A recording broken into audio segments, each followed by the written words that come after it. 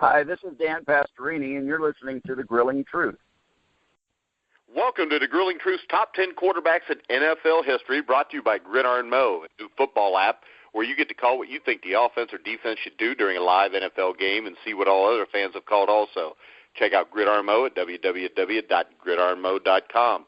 I'm your host, Mike Goodpaster, and I want to welcome in my two esteemed colleagues who will be my co-hosts tonight. First, we'll introduce Matt Andruscavage, who's a San Francisco 49er fan, which is funny. Yes, I am. Thank you very much for that, but it's not as funny as being a Bengals fan. Why's that? Because we get to be in the playoffs while you just get to mock. You're a dead man walking. You're just a dead man walking. Your time always comes at the end of the first round. So once again, you're no different than us right now. You just being a bully. This is why you're going to vote for Donald Trump, probably, because you like to run your mouth and pick on people. No, I like to respond to things. I never started.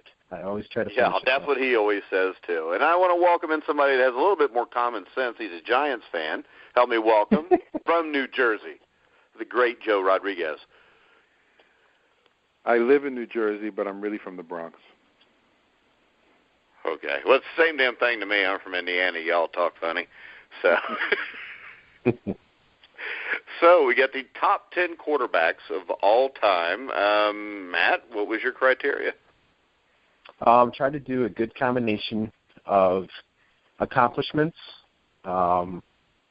ability, clutch, and playoff performances. It's hard to weigh it all out, but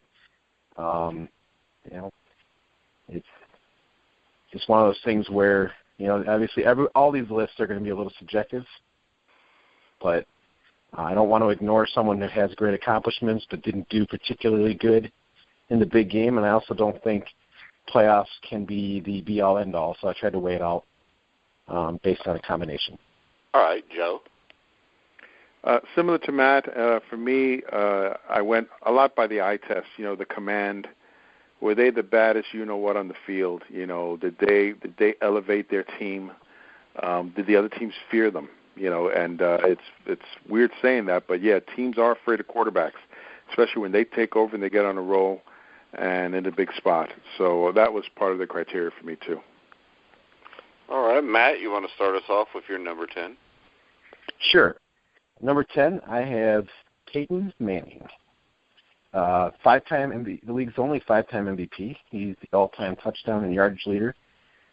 Did lead his team to a second Super Bowl this year. Didn't have the greatest season, but didn't play all that bad in the Super Bowl, and was able to get a second ring. Won Super Bowl MVP. He's probably lowered on my list because of the amount of one-and-dones. His overall playoff play is not very good.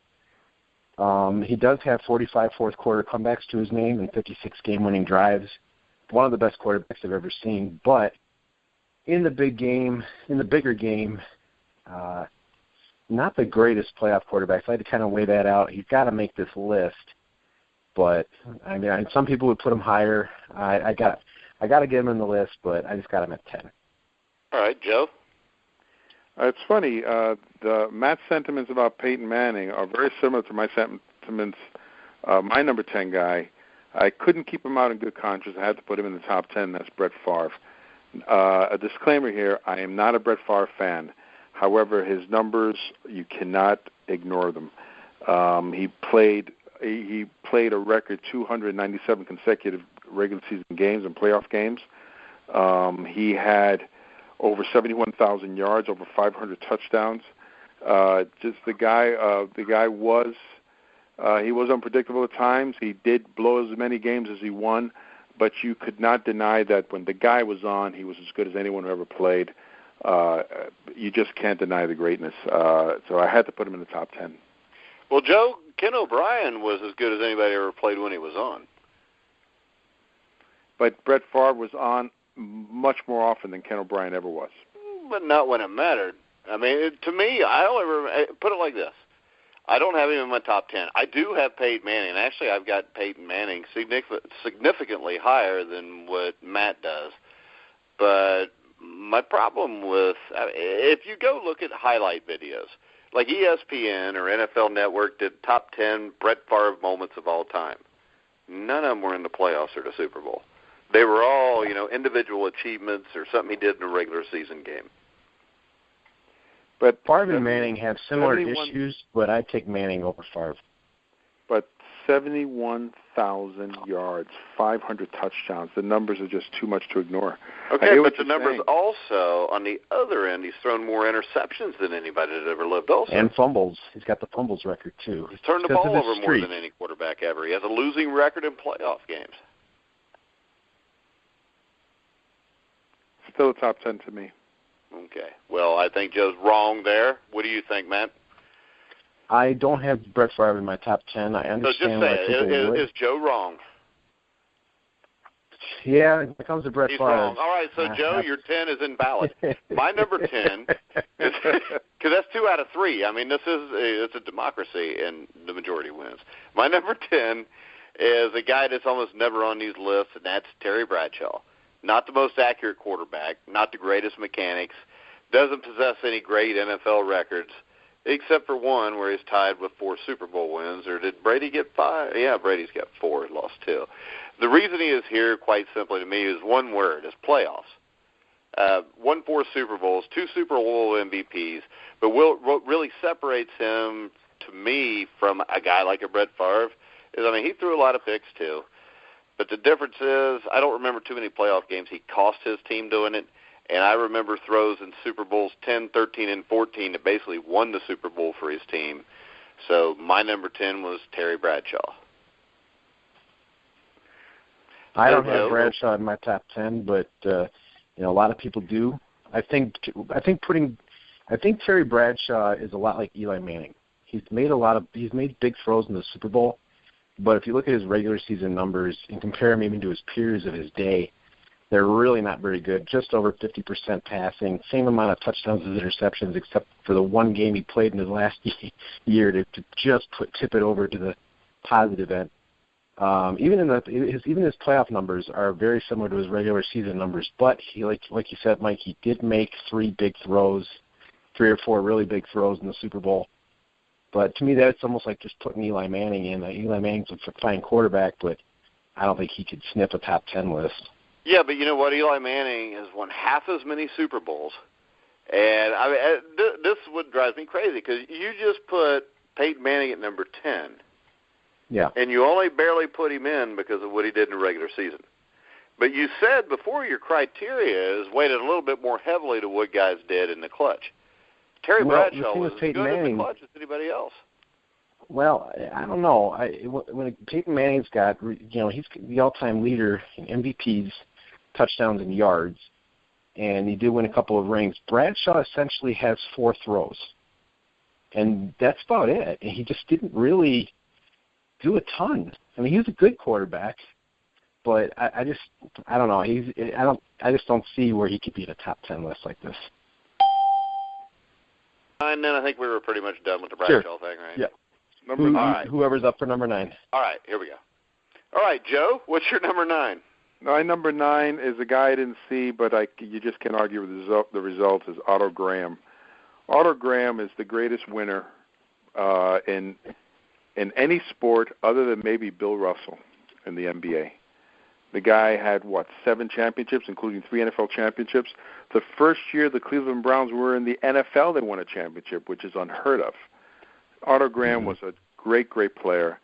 He was the perfect quarterback for that dictator, Paul Brown, and he ran that team. It was perfect. He was the perfect guy for that team, and he was a winner.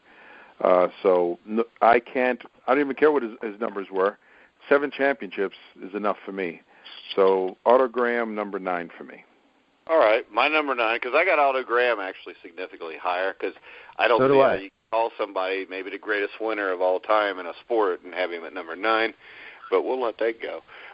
Weird things happen on this show sometimes. My number 9 is Dan Marino, who actually, the more I think about it from my argument before, probably should be number 10 and Bradshaw should be 9, but I got Dan Marino at 9. Regular season numbers are undeniable. but neither are his postseason numbers. People can talk about his lack of defense and running game, but you have to remember he lost home playoff games as a big favorite in 83, 85, 92. And 85 and 92 were championship games against teams they had handled in the regular season. He was an amazing quarterback in the regular season, but to me, his shortcomings in the postseason keep him at number 9. Matt? My number 9 is Bart Starr. This is almost totally because of accomplishments. MVP in 1966. His play in the 67 and 66 NFL championship games against Dallas, one of them being the Ice Bowl. 2 Super Bowl MVPs, the first 2 Super Bowls. Overall 5 championships. Led the league in passing 4 times. Bart Starr was, one of the probably 2 or 3 for sure, best quarterbacks of the 1960s. Led the Packers to 5 championships. Largely, his accomplishments were in the years of 1966 and 67, which were fantastic for him. There's no denying it. You watch his drive in the Ice Bowl. You watch his play in his best game ever was probably the 66 championship game, a very underrated game. But, he'd probably be a little bit lower just because I don't know that he was a really great individual quarterback, but his accomplishments were just too good to leave him off the list. And for his day, he was very good. Yeah, I've actually got him slightly higher. Let's see, where are we at? My number 8? I think Joe's number 9. I already said it. Yeah, Joe already did number 9. Pay attention, man. Oh. My bad. My number 8 is a guy that played for probably, the most disgusting cheating team in NFL history. That would be Steve Young, San Francisco 49ers. Okay. 2-time NFL MVP, Super Bowl MVP, also won a record 6 NFL passing titles. Largely overlooked, I think, because he followed Montana. Plus, you got to remember, the early part of his career was wasted in the USFL with the LA Express, and then he went to the NFL with Tampa Bay, and actually probably his LA Express team was better than what he played with in the NFL for the first few years he was there. Ends up going to San Francisco. He started his career mostly as a running quarterback, but became more of a prolific pocket passer, great leader. I've got him at number 8. He only won the 1 Super Bowl. I think the different situation, he actually goes into the NFL in 1983. He's probably a lot higher on my list than he is right now. But my number 8 would be Steve Young. Matt? Yeah, I think that's pretty fair. I got him just slightly higher, but basically the same thing as you. My number 8, you had said Dan Marino. I got Dan Marino at number 8. League MVP, 1984, is also the year of his passing title. 5 times he led the league in yardage. 3 times led the league in touchdowns. He's the 36 comebacks, 51 game-winning drives, 9-time Pro Bowler, 3 times first-team All-Pro. Probably one of the best pure passers ever. Just in ability, I like him over a number of quarterbacks. Just watching him play, his command of the game. You're right, though. The championship game failures. I think he would be in the top 3 or 4 had the playoffs gone a little bit differently. But his numbers were amazing. Just watching him play, just the pure ability, I think he was better than a lot of his peers that played before him, and even while he was playing. But the playoffs is what brings him lower on the list. All right, Joe. My number 8 is Johnny Unitas. Johnny Unitas revolutionized the game. He was the master of the 2-minute drill. He was very clutch. He had 40,000 yards. He had the consecutive consecutive game with a TD pass record for many years until I think Peyton Manning or Tom Brady just broke it very recently. Or Drew Brees broke it. Who broke it just recently? Drew Brees broke that. Yeah. Yeah. Brees look how long that record stood. stood. A few years ago. And Unitas played at a time where the offense was not accentuated like it is today, where the rules were heavily favored against the defense. He didn't have a great arm. He didn't run great. He just was one of the toughest guys I ever played, one of the smartest guys I ever played. He was clutch. He was a great, great player. So Johnny Unitas is my number 8. All righty. Joe, number 7. Number 7 for me was Dan Marino. You mentioned earlier, Mike, and you're absolutely right. He lost a lot of big games that he maybe should have won. But what an electrifying talent the guy was. The guy was just unbelievable. I just, I rarely rooted for him because I often rooted for the Jets when they were going against him. Boy, he killed the Jets. He killed almost everybody that he faced. He was a phenomenal player. Never had much of a running game. He elevated 2 okay receivers and made them stars in Duper and Clayton. He was just a great, great player. The fastest release I ever saw since Namath. He had a great arm. He was accurate, and he was a fiery player, really tremendous. The knock against him for me is that he lost a lot of games he should have won. Yeah, especially to me in 1985. The New England Patriots team, I think they beat them twice in the regular season.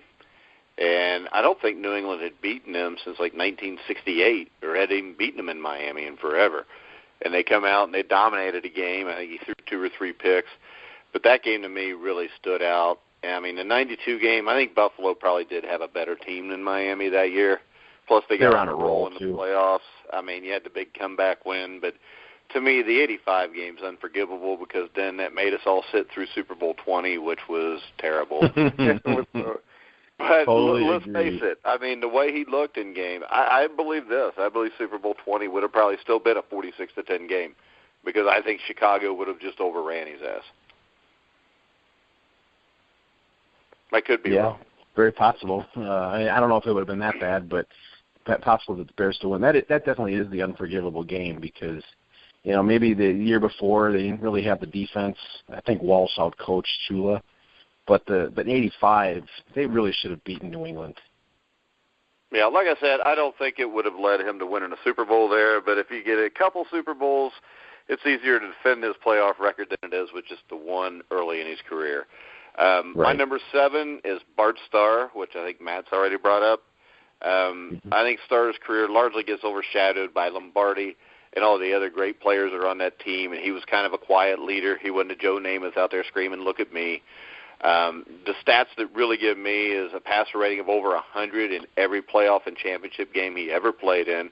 He led the Packers to 5 NFL championships, including the first 2 Super Bowls, where he was also named the MVP of both games.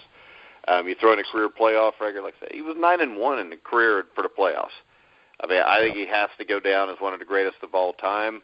I think there's 3 quarterbacks in the 50s and 60s that were good enough to be on this list. He's one of them for me. The other 2 I'll talk about in a little bit. Matt, number 7? My number 7, someone that you brought up a little bit ago, was Steve Young.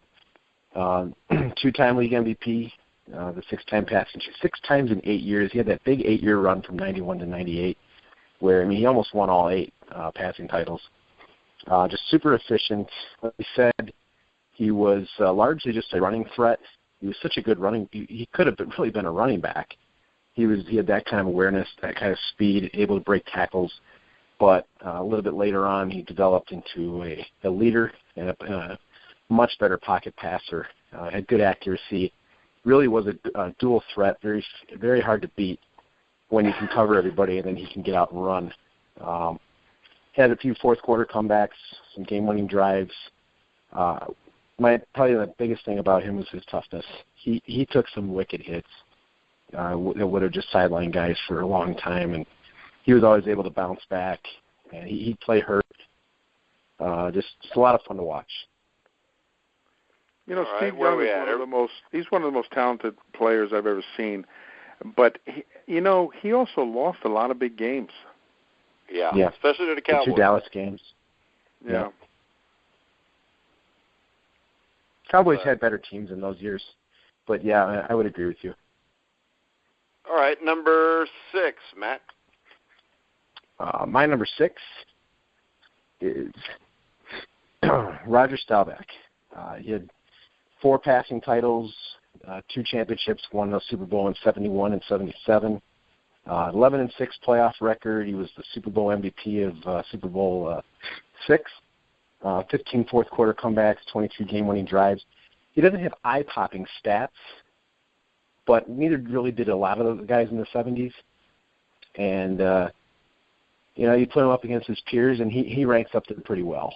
The only thing with him is, had they just split one of those Super Bowls against Pittsburgh, I think Dallas. I think Staubach would get a lot more credit as being the quarterback in the 70s than he actually did. But unfortunately for him, they lost both of them. I think he still ranks. Just mainly for me, it's his ability to run. He's a lot like Steve Young.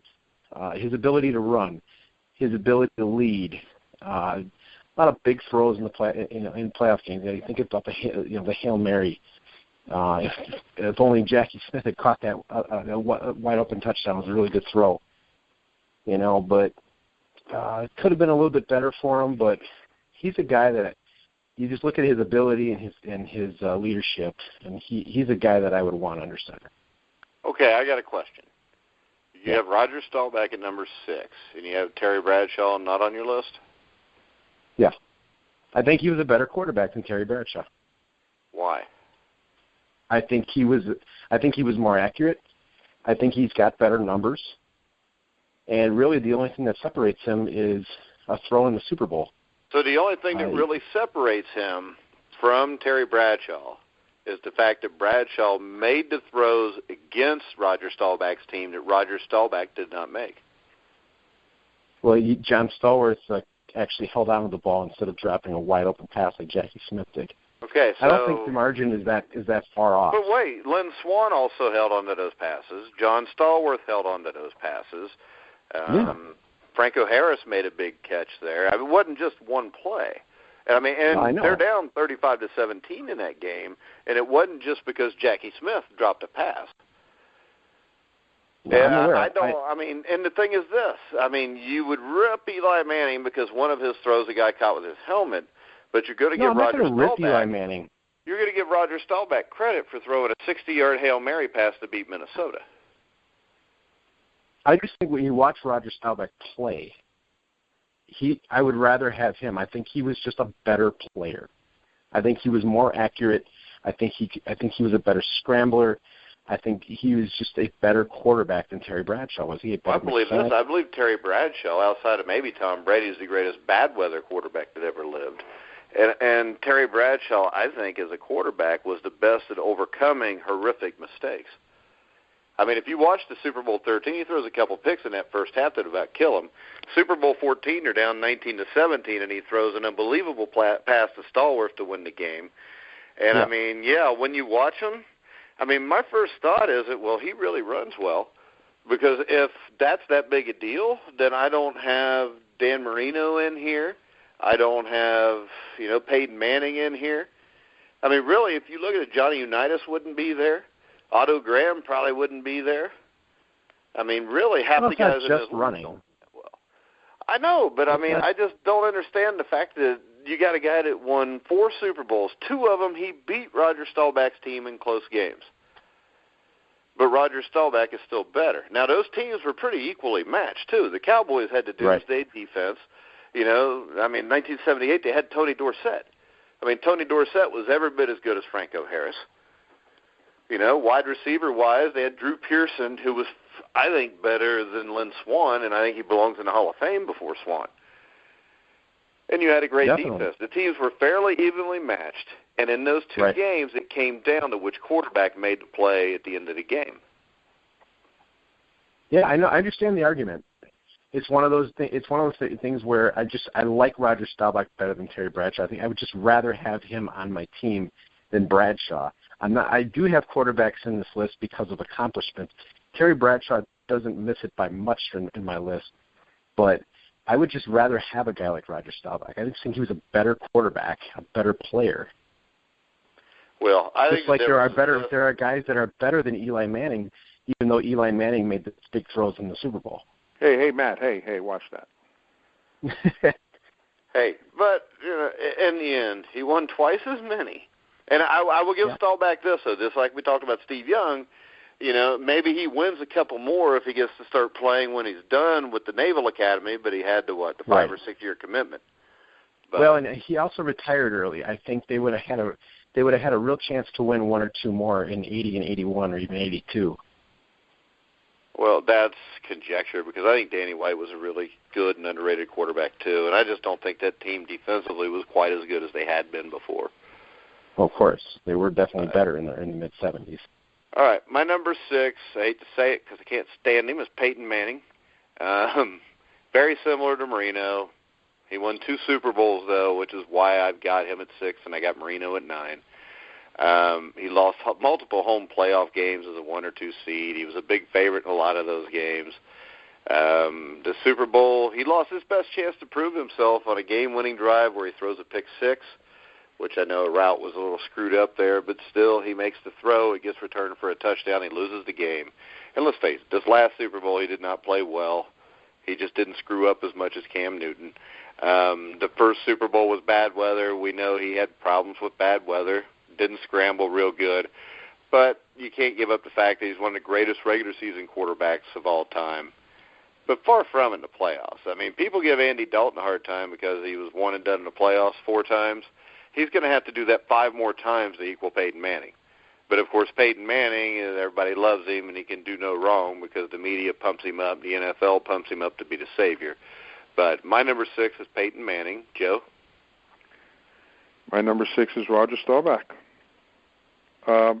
He didn't have eye-popping numbers, but he passed the eye test with flying colors. The guy was a fierce competitor. He would do anything to win. He could beat you with his arm. He was clutch, and he could beat you with his legs. And he was the orchestrator of a nice streak against my Giants for like 5 years or something. That the Cowboys beat the Giants every single time. So, and there were times the Giants were ahead, and you know who comes back at the end of the game and beats the Giants. So, I had my fill of him. He was a great player. I do disagree, though, with the Super Bowl X Cowboys and Steelers. I don't think those teams were evenly matched. I think that Steeler team was significantly better, but it was a tribute to Staubach that game went down to the wire. Because Staubach, if you go back and watch that game, and some people do have that ability, he got beaten up in that game big time. He had no time. The Steelers front just totally manhandled the Cowboys offensive line, but Staubach kept them in the game. So, and they didn't have Tony Dorsett either that year. What's that? They didn't have Dorsett that year. Robert Newhouse it just wasn't. If they had Tony Dorsett, they might have had a better chance. They didn't have the offensive line wasn't very good that year, and the Steelers' defensive front was tremendous. Ernie Holmes was a great player. All right. Well, I think you're both crazy. Terry Bradshaw was significantly better than Roger Staubach. But you got Peyton Manning above Roger. All right, let me just ask you this then. What's your argument then for having Peyton Manning above Terry Bradshaw? Peyton Manning above Terry Bradshaw? Well, he won 2 Super Bowls. As much as you've told me how much you think of Peyton Manning. He set more records. He was a better regular season quarterback. I don't think he was as tough as Bradshaw, but you also told me that we had to have all this criteria and everything we're winning wasn't the only thing that mattered. So, why do you even have Dan Marino on your list then? I'm just saying, when I watch Roger Staubach and I watch Terry Bradshaw, if you give me a choice of either one, I'm taking Bradshaw because I think he was tougher. Not to say Staubach wasn't tough, but I don't think there's been too many quarterbacks in NFL history tougher than Terry Bradshaw. There, that silence means close. I won. All right, we're going to go to number 5. I think it's my turn to start it off, isn't it? No, but my number 5 is Johnny Unitas. As we said, he amazingly held the record for consecutive touchdown passes in games for 52 years, 10-time All-Pro, 4 NFL titles, 4-time league MVP. And, I mean, between him, Otto Graham, and even Sammy Ball, who's not on this list, but probably could be without a problem, I would say those 3 guys with Bart Starr, those 4 up through the mid-1970s are the guys that really revolutionized the position of quarterback in the NFL. You watch him on film, he doesn't look anything great, but when you watch the other quarterbacks at that time, he looks a lot better than them. And the guy was a winner, and for the time he played, he did things nobody else did. And, I mean, for as long as a lot of his records stood, that'll tell you how much better he was than everybody else at that time. So my number 5 is Johnny Unitas. Matt? I have Otto Graham. Amazing athlete. 5 passing titles, 3-time league MVP. He went, like Joe said, he went 4 for 4 in the AAFC championship games, and then he also had an undefeated 1948 season. He was probably the first great quarterback who also won championships. And also, like you said, their first year in the NFL, 1950, they go and win the championship. They were in the championship game every year he played, and they won 7 titles. Granted, that was 10 championship games in a row. It's crazy. That's amazing. He did have more interceptions than touchdowns in the playoffs. He could have had more titles, which could elevate him even higher. But you watch him play, he was almost a man among boys. Just did everything well. Good arm. Was able to run, and even though he played in the 50s, I think his accomplishments and his abilities have to earn him a spot in the top 10 list like this. All right, our next number 5 pick will go with a guy that actually in the 60s, in the Bronx, playing, stickball, was known as a man amongst boys. Joe, what's your number 5? My number 5, excuse me, I got choked up because you guys took so long to get to me. My number 5 is Peyton Manning. Peyton Manning, for me, is without question the greatest regular season quarterback of all time. The guy was unconscious during the regular season. He just got very tight in the postseason, but his numbers were just through the roof. I mean, over 71,000 yards, 14-time Pro Bowler, 7-time first-team All-Pro. His passing rating was through the roof. He threw very few interceptions. This is all regular season. The postseason, he played tight. If he had his brother's demeanor, he would have won 5 Super Bowls. But 5 without question. But he often lost. For me, the reason why he's not number 1 to me is this postseason performance, is the fact that he lost to inferior teams more than once, that he played very tight. But the greatest regular season quarterback of all time, his numbers were just tremendous. So he's my number 5. All right. Since you were made to wait so long, Joe, what's your number 4? My number 4 is Terry Bradshaw. Terry Bradshaw did not have great numbers, but Terry Bradshaw was a great quarterback. He played. Thank you. See, Matt, you were wrong. That's 2 out of 3. He played in a different era. As Mike mentioned, he's one of the greatest bad weather quarterbacks of all time. He didn't play in a dome. He didn't play in a warm weather spot like a Dan Fouts or a Dan Marino. He played in beautiful weather. He played in Pittsburgh. It was awful there, the weather was. Yes, he had talent around him, but that team didn't take off until he took over a quarterback.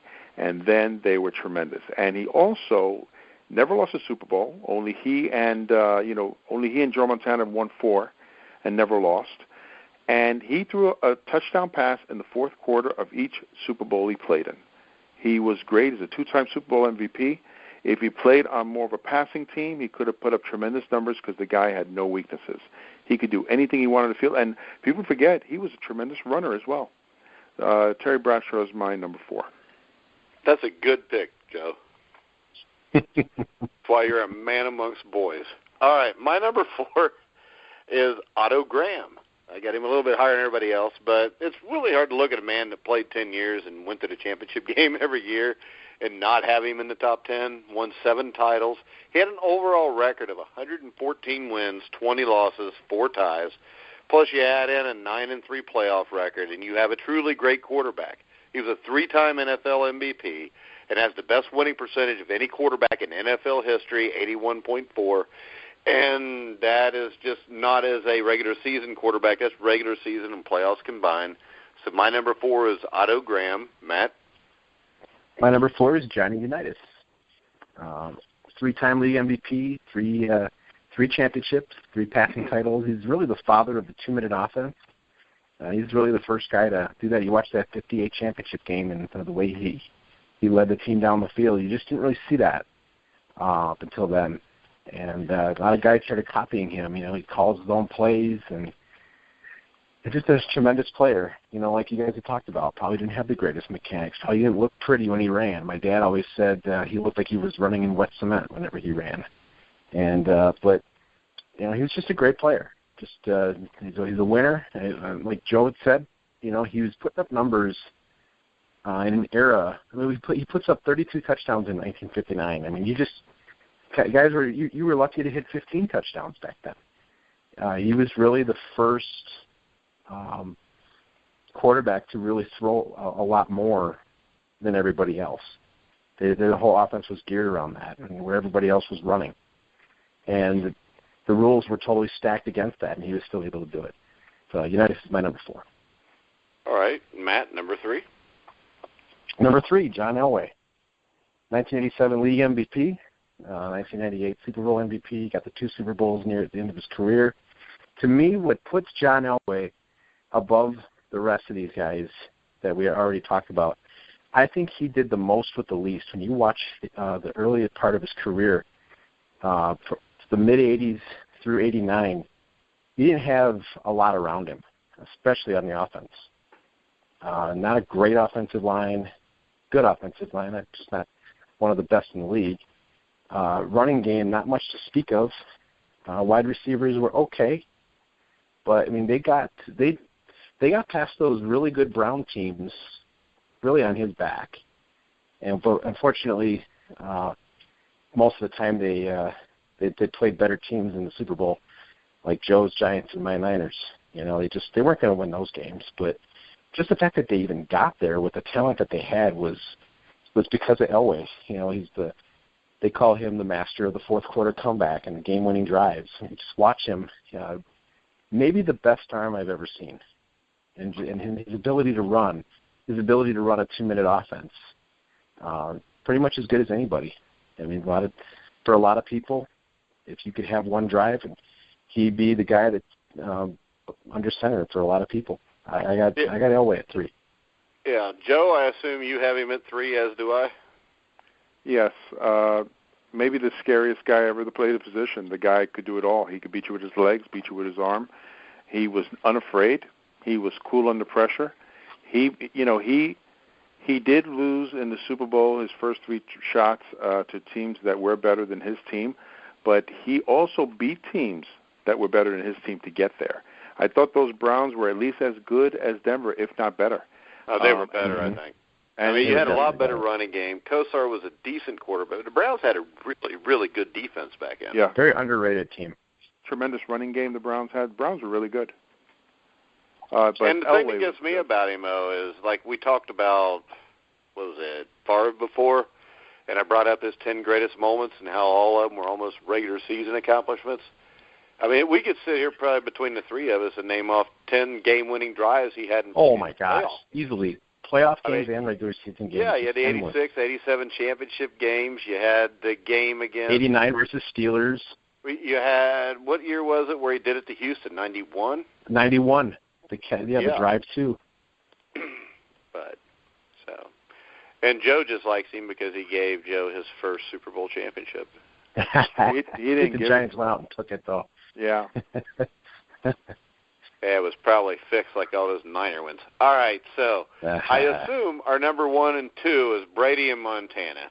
I'm assuming I don't number see 1. How anybody could not put Montana and Brady. I'll assume Matt's number 1 is Montana, just yes, because he's a shill for the 49ers ever since he got on Eddie DeBartolo's payroll back in the 80s. Joe, who you got at number 1? I have Joe Montana number 1. So Joe's going to be wrong with Matt because we're going to vote. Well, it's a democracy. 2 out of 3, we are right, you are wrong. No, this is a democracy like Cuba was in 1958. I tell you it's a democracy unless you all vote against me, and then it's a dictatorship. Here's my reasoning on Joe Montana over a very, very, very slight nod over Tom Brady. Very close. Very close. Listen, you can't go wrong with either one. Montana never lost in the Super Bowl. That's it. He's never lost. All right, Joe, so what you're telling me is this. It is better to get there 4 times and win 4 than it is to get there 6 times and win 4? So you're going to put him over Brady because he did not get to as many Super Bowls as Brady, so then he didn't have a chance to fail? I am a Giants fan, and neither Giants team that beat the Patriots was as good as that Patriot team, yet the Giants beat them. So Brady does bear some, and also Brady played subpar games, against the Giants. You don't see Montana doing that in the Super Bowl. Well, he didn't play 6 Super Bowls either. There's a lot better chance the more you do something that you're going to screw something up, too. Listen, it's not... Well, that's also the argument against a guy like Bart Starr who only played 10 playoff games. Yeah, but Bart Starr only lost one of them. So, see, he played enough where he actually lost one. Well, I'm just saying, though, it's the same argument. I'm also telling you this. You got to realize this. If we're going on he won 4 Super Bowls, he won 4, but he didn't lose none, what happens when Brady wins his 5th this year? Well, it's definitely. I think the discussion definitely shifts. If it stays at 4, I got Montana a little slightly higher. I will not. I don't get upset with anybody that puts Brady higher. I think it is really that close where you can make a really good case either way. To me, it's more. Well, I mean, Joe, were you done? I guess I'm done now. He's getting to be like me. He just interrupts. But now I'm going to interrupt him because I would like to bring up this fact right here. In 1987, Joe Montana played horrible against a Minnesota Viking team that was nowhere near as good as the 49ers because they went, 8-7 that year. The Niners were like 13-2.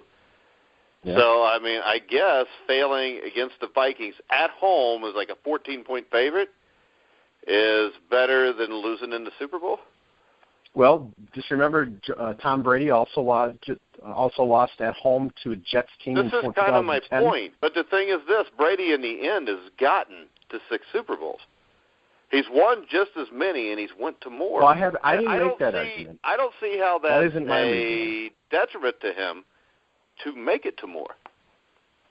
I don't necessarily. That's not the argument that I use for Joe Montana, and that I don't. That isn't the direction that I go with it. I think he's just more clutch. I think the numbers are close. Unfortunately for Montana, he played through 2 strike seasons, and he's got a couple of half seasons. One because of back surgery, the other one because he was just beginning to win his starting job over DeBerg. He just didn't play in as many games as Brady. But when you put him in the playoffs, the 19-1 touchdown to interception ratio from the 88 and 89 postseason, it's the most dominant run in history. 19 touchdowns, 1 pick. 11 touchdowns, no picks in the Super Bowl. The league record still 127.8 rating in the Super Bowl, 4-0. You match up his 23 postseason games against Brady's 31. The numbers, Montana's got better numbers. And this is where the rules are way skewed to help Brady. I'll give you this, though. Tom Brady's led 3 game-winning Super Bowl drives. One of them was down 10 points with about 8 minutes left against maybe the greatest defense in NFL history. And he leads them down. One signature moment. Touchdowns. But see, this is the thing. You said he was more clutch in Super Bowls. He wasn't. He had to be clutch in 1 Super Bowl. And he was clutch in that 1 Super Bowl. Brady had to be clutch 3 times to win 3 of his.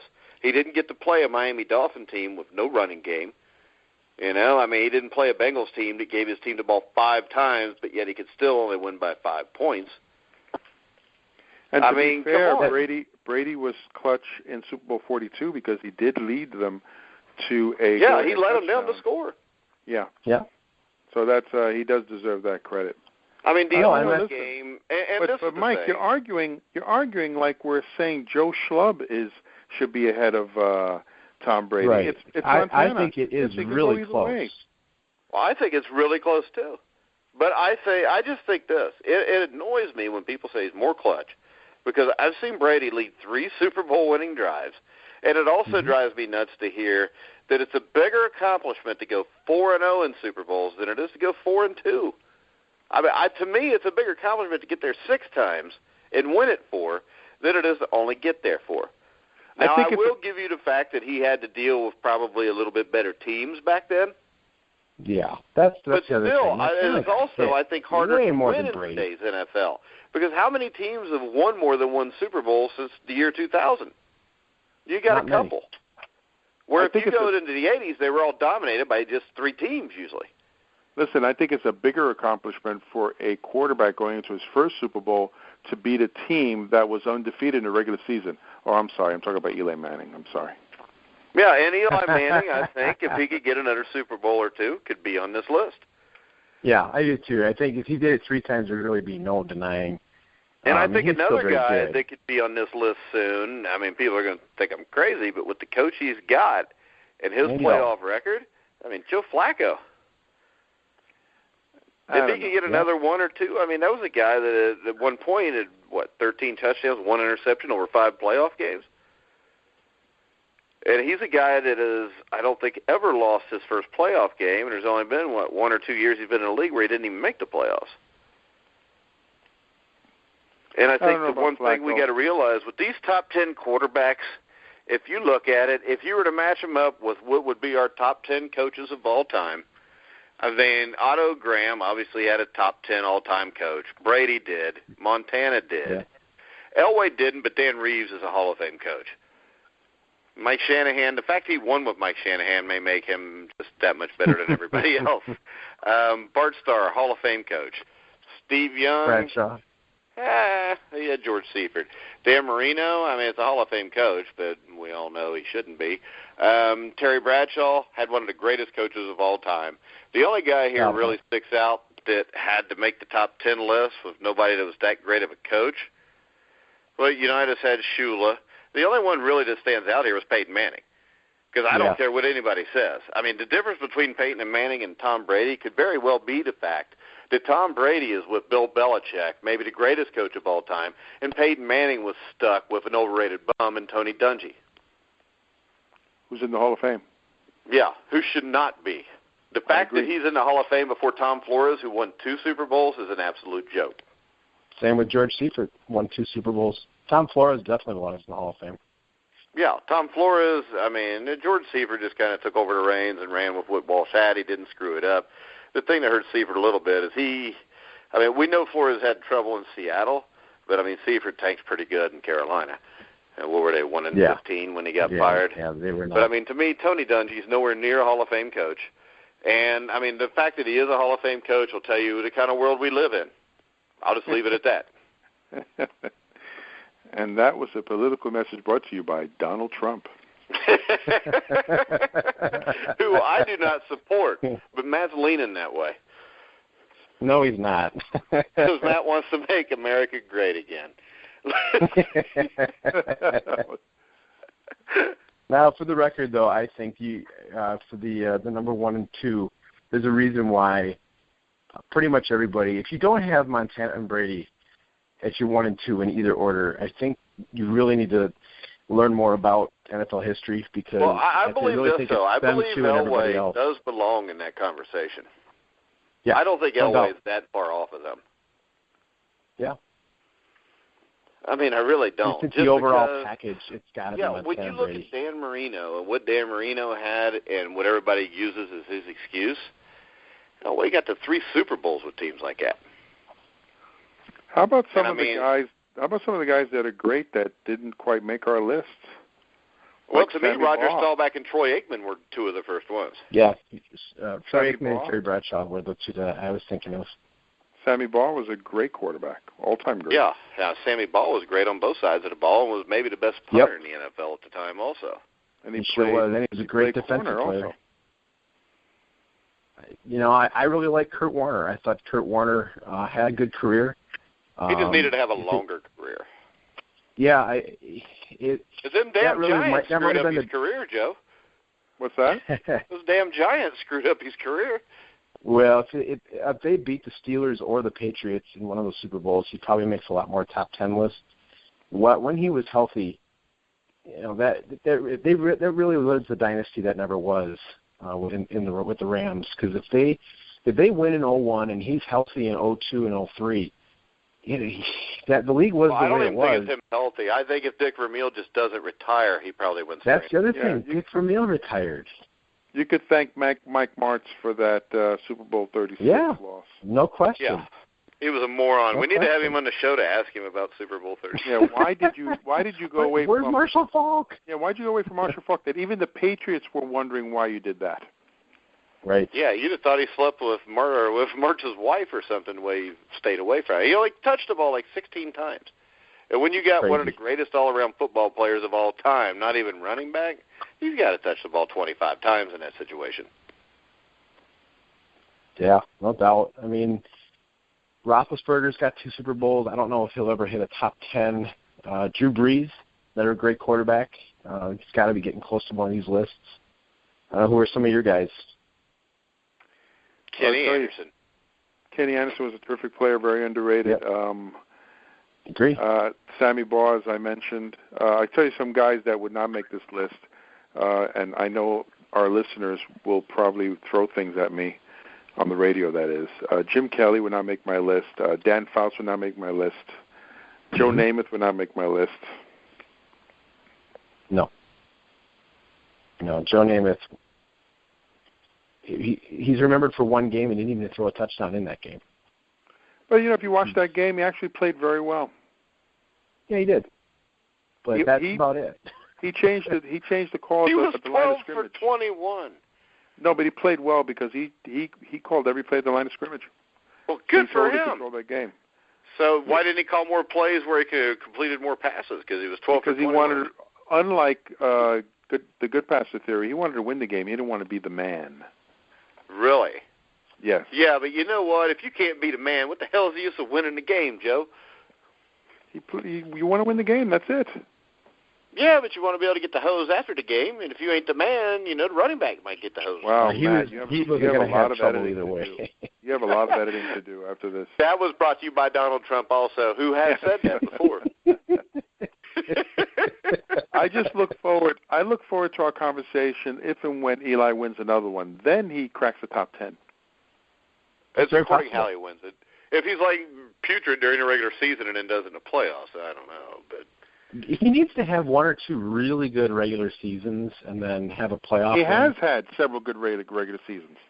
Well, chances are, though, with Bob McAdoo as his new coach, unless they're playing basketball, I don't think things are going to turn out too good for the Giants. That's another conversation. But I would say this. I think next week, at like the same time, we need to meet back here and talk about guys who should not be in the Hall of Fame and guys that should be. Agree. That's a good topic. And we'll have a special guest, too. Maybe somebody that should be in the Hall of Fame. How about that? You just never know who's going to call our show. I know. I mean, it'll be edited out for everybody else, but we actually had a boxing champion call us during the middle of this show. But speaking of which, if you go check out thegrillingtruth.net, you'll be able to check out all of our interviews, all the articles, myself and Matt Wright. We're going to teach Joe how to read and write so he can start writing articles also.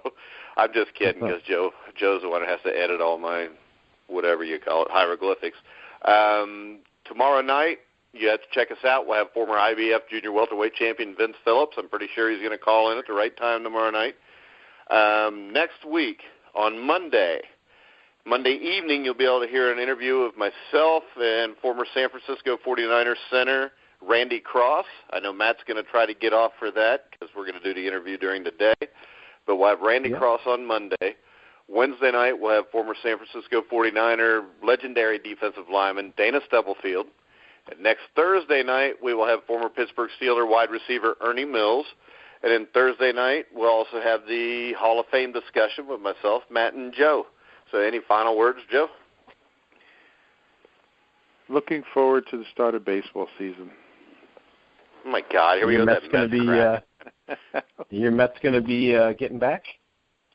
Well, a lot of things. It's a long season. You have to stay healthy, but they are built to go far. So I'm very excited about the season. Well, we're not going to talk about baseball anymore because Matt's a Brewers fan and I'm a Reds fan. So there's really it's painful for us.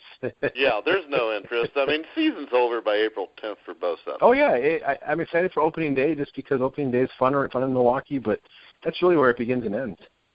Yeah, opening day is huge in Cincinnati too. It'll be the only game where a sellout will be there. The rest of the weeks, it'll take 4 games to get 40,000 people there. And the Brewers will be fielding a AAA team this year. Well, don't they usually? All right. Yeah. Because, you make fun of me about the Bengals, but the Brewers, they never even sniffed winning the World Series. Well, I guess they went to 7 games in 82. They got the one, but that's it. Yeah. So make sure you check out our sponsors, Gridiron Mo. Check us out on Facebook, Stitcher, iTunes, Spreaker, Anywhere there's good radio, you will find us. So make sure you check out thegrillingtruth.net. So for Joe Rodriguez, Matt Andruscavage, I'm Mike Goodpaster. You've been listening to The Grilling Truth, where the legends speak.